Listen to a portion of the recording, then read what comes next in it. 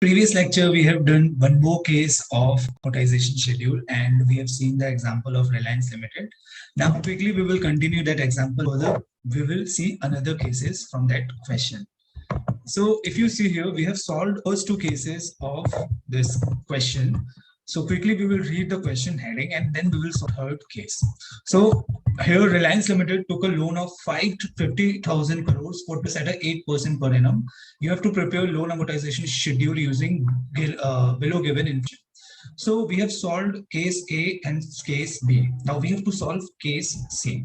That is quarterly payment to be made. Interested is compounded monthly. Now, if you see here, there is difference in payment and interest compounding. Now we have to use equalization formula. So we will see how we have to solve this case.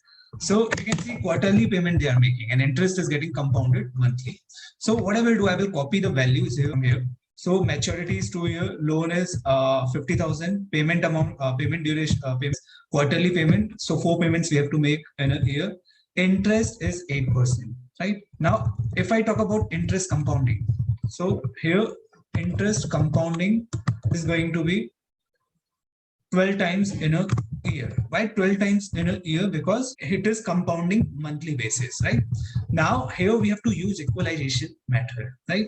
So how I will use the equalization method, I have already taught you this topic several times. So what is the formula of the equalization value? It is interest divided by payments, right? I divided P or C, we have already discussed. So payments are 4. Now we have to convert this interest compounded 12 times into 4 times, right?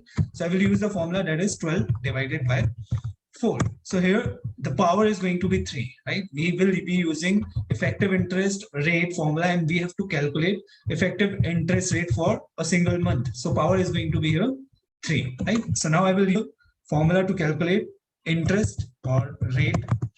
So here formula is going to be, open up the bracket, 1 plus we have to select interest, that is 8%, and it is compounding monthly. So we will be dividing it by 12. Then we will close the bracket and we will put the power 3, right? Then we will reduce it by 1. And if I reduce it by, so here interest is going to be 2.01%, right? I will convert it into percentage. So it is 2.01%.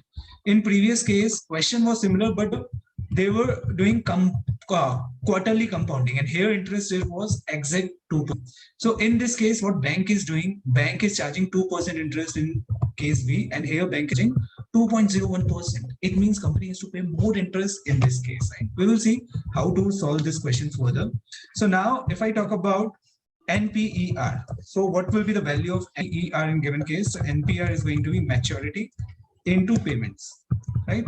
So here NPR is going to be 8. Now if we calculate here my amount, so we have to use PMT formula.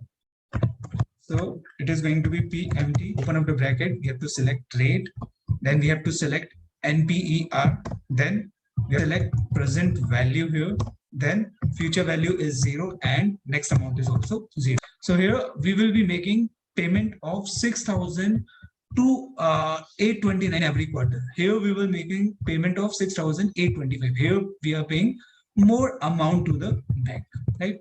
Now if I talk about total amount which we will be paying in 8 quarters is going to be this EMI amount into 8. So this is the total amount which we will be paying during 8 quarters.